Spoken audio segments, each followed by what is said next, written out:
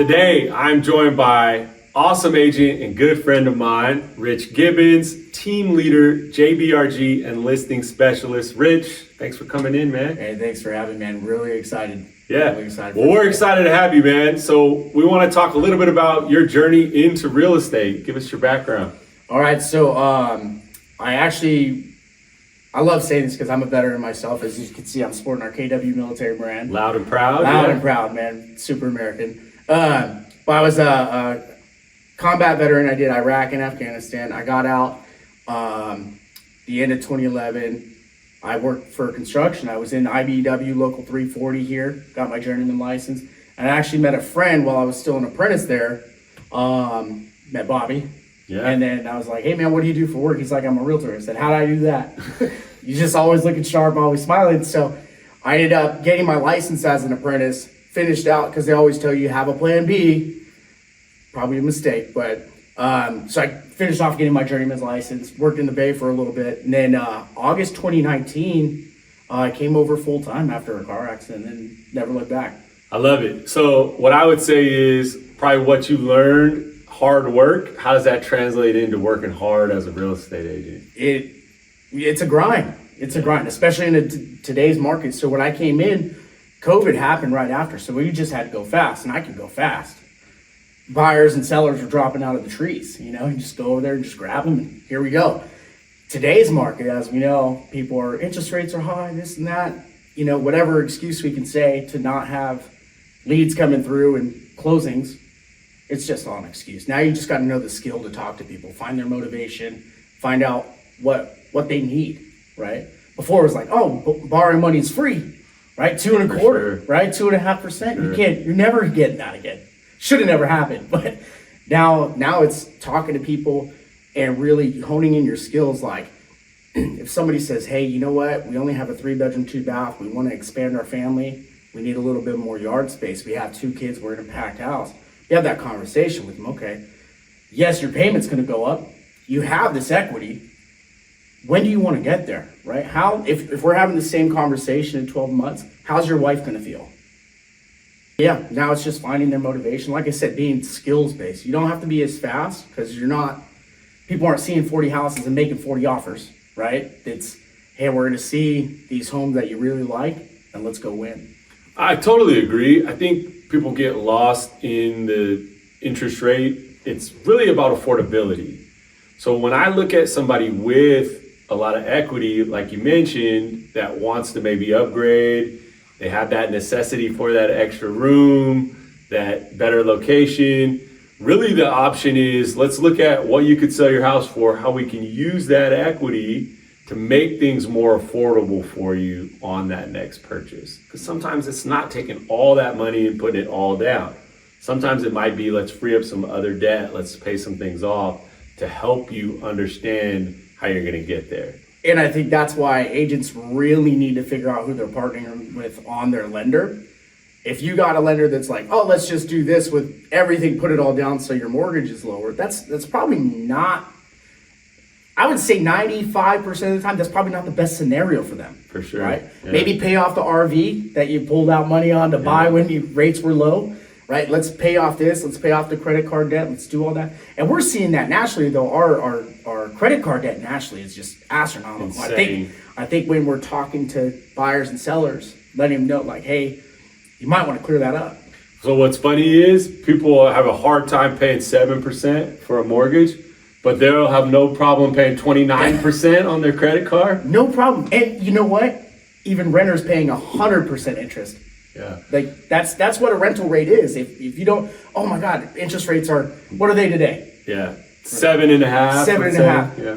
At least you're buying your house. Yeah. At least you're building. Well, you have a tax advantage, you have equity appreciation, you have, stability, Right. housing stability. When you're making your payment, nobody can kick you out of your house. If that landlord says, hey, I'm taking my money and I'm moving out of state too. Yeah. Right. So you brought up a great point. So you work with a lot of you work with a lot of lenders. Tell me what you notice between like a good lender and a great lender. The difference between a good and a great lender, I mean, the proof is in the pudding, honestly. And that's cliche to say. I need for what I look for is a lender that comes to me with solutions. Hey, we're bringing you a buyer. We're doing this. Here's their scenario. This is what I know, right? This is what my agents know. And once you get the paperwork, being able to guide them. I see lenders just spitball, say, okay, we could do this, we do this, get in a contract, and oh man, they actually can't. They can't buy. So not only does the buyer, or not only are they out thousands of dollars for inspections, now they're hurt. Yeah. They're broken heart. Time right? spent. Time spent, money spent. invested. You get that emotional investment too, especially when you're looking to 100%, move in with your lady or you're moving in with your family, whatever you're doing, and then all of a sudden the train just gets derailed. And I think having a great lender knows how to facilitate through that and knows ahead of time, hey, all right, you can't buy today. In 3 months or 6 months, this is what it looks like. We're going to structure this out for you. We got a plan, maybe build some credit, pay this off, like just foreshadowing, knowing what's coming and really looking at their data, at the buyer's data. Where does that come from a lender? Does that come from experience? Does it come from communication? Does it come from just being solutions oriented, in your opinion? In my opinion, there is something to do with their experience. There's something to do with that. I also think that if they come with solutions, then they could be brand new and still know how to do it, right? Sure. You know, I've never. Maybe they're new, but they have a good team behind them. 100%, right? We all started somewhere. Yeah. We all started somewhere. But I think being solution oriented, having the experience too, and the way we operate, right? When you get a buyer from us, you know everything all from. We're saying, hey, this is what they're looking to do. This is how much they want to spend. This is where they're looking at, right? Good, and getting to know your client too, or the buyer, what they want, and then send them over. Say, hey, this is what their scenarios. Let me know if you see any red flags that are going to pop up. And that's communication. That's communication. That is true. I think going back to what you said, I think communication is key too. It molds together. For sure. Yeah.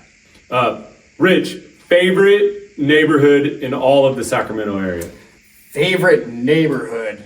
Oh, I'm a little biased to my neighborhood over there in Natomas. I love the freeway access. We're going to the Niner game today, so it's pretty quick to get out. Convenience. It's convenient for me. And we're putting in a Costco, right? So that's it. The next thing we need is a Chick-fil-A and I'm set for life. But I do like to travel a lot, so having the airport there, I'm pretty biased to that. But if you go into the older communities, man, Curtis Park, Tahoe Park, they're all wonderful. And then obviously if you go up the hill a little bit, right, you're closer to Tahoe. For sure. I'm biased to my location. I love it. I think Natomas is a great community. Rich, tell me maybe your hardest or craziest buyer experience. Oh man, I think buyers are great. I think that's. Any experience that you had that really stands out? Yeah, there's an experience. I do listings now. Like I let my buyers agents run their business and we rock and roll. All right, let's just say this: craziest real estate experience. I know. I got a few. But one of the sellers that I had, oh my goodness, I will never talk to this gentleman again. We helped him sell his property. First, he's like, hey, Rich, I want you to do it off market, bring the buyer. And this is during COVID. He wanted too much for the property. I said, okay, I'm going to go shoot this out to our 200 agents, do all this. I'm going to broadcast every way I can to do this. Didn't work out. He's in a time crunch. We go on the market during COVID. We didn't get it off for the first 2 weeks. I'm like, hey, man, we got to come down. This is a problem, right? If your property is getting picked up in this, there's a price problem for sure, right? And I was relatively new. I was like year and a half in or so. We ended up selling. They get a rent back. They had a dog that lived in this property. This is a new condo, right, in Natomas. This is where this happened. Yeah. And I noticed when we listed the house, there's dog crap in one of the bedrooms. They just let the dog free range. just hey, we're too lazy to take it right outside, right? So I was like, hey, we're gonna have to have this stuff cleaned up. But it didn't smell like they were on top of it. Like Sure. It wasn't one of those, which was really weird. I don't quite understand. Anyways, sold the property. They move out of state. They had a rent back, and they left some stuff, right? So there's a security deposit that gets held with escrow. For sure. Have a rent back and everything. And so the buyer's agent called me. Hey, Rich, the seller left some stuff. He said, all right, well, send me over the bill for the dump removal, right? Sure. And so there's a few $1,000s tied up in escrow. And I'm like, hey man, you gotta pay this little bill. And he's like, hell no, I'm not paying that. I said, okay, well the money's just gonna sit in escrow, dude, right? And we're going back and forth on this. And I discounted my commission at the time. I was like, I need this listing, I gotta go. And so we're on the phone and I'm pissed. I finally yelled at him. I was like, hey dude, if you're gonna hold this up, F off, right? And never talk to me again, right? Here's the only solution. You're gonna do it. Yeah. And this is it. And he's like, is this how I get my money back? I said, yeah, and this is how we're gonna do it, right? Also, the buyer agent called me later on to find out that next door neighbor was on Megan's list. Oh. Yeah. And she's like, that wasn't disclosed. I was like, well, that's out of there. It was just funny, but I had to yell at a client because he was tough seller didn't get it. Yeah, tough seller didn't understand. It's a $250 bill, and I'm like, I had to yell, dude. I was super frustrated. That was the hard one. I gained a lot of confidence. Difficult. I gained a lot of confidence after that. Rich, I know we've shown you the Clear Mortgage model. What was so exciting for you about that model? I'm a big advocate of owning businesses, right? I have a couple businesses myself and looking to grow in that department and be a better leader for those. And I think when it comes to Clear Mortgage and the opportunity for a lender and other partners to start that K1 ownership, I was really, really impressed with it. I'm like, well, I mean, you know that I had a lending company too, and you know, we dissolved, and that's fine. And having this other option, I'm like, dude, you can really generate some wealth. And I think when people start seeing that, hey, it offers ownership, that's a different level conversation. Yeah, I agree. It's really attractive to the entrepreneur, the person that wants to build, right? Kind of gives you that opportunity to earn some revenue now, but also really think big picture at the same time. Yeah, we were talking about it being vested, and that's forever. I'm like, dude, you gotta do this.